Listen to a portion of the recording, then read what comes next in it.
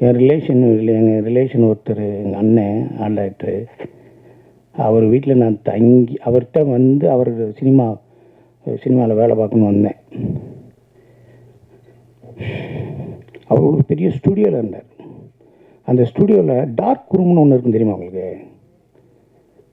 அந்த நெகட்டிவ் எல்லாம் போட்டு கழுவாங்கள்ல, சோடியம் தயோசல்ஃபேட்லாம் போட்டு கழுவி ஃபோட்டோவெல்லாம் அப்படி இப்படி மாட்டி வச்சுருப்பாங்கள்ல, அந்த ரூமில் லைட்டே போடக்கூடாது, ஒரே ஒரு ரெட் லைட் மட்டும்தான் இருக்கும். அந்த ரூமில் நான் 6 மாதம் தங்கியிருக்கேன். அந்த ரூமில் நான் 6 மாதம் தங்கியிருக்கேன்.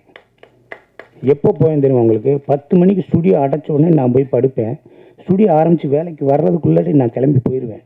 அங்கே தங்கியிருக்கேன் நான், அயனவரத்தில், மடிப்பாக்கத்தில். சுதந்திரத்துக்காக போராட வந்தேன். சினிமா எனக்கு வேணும்ல, அதுக்காகத்தான் நான் வந்தேன்.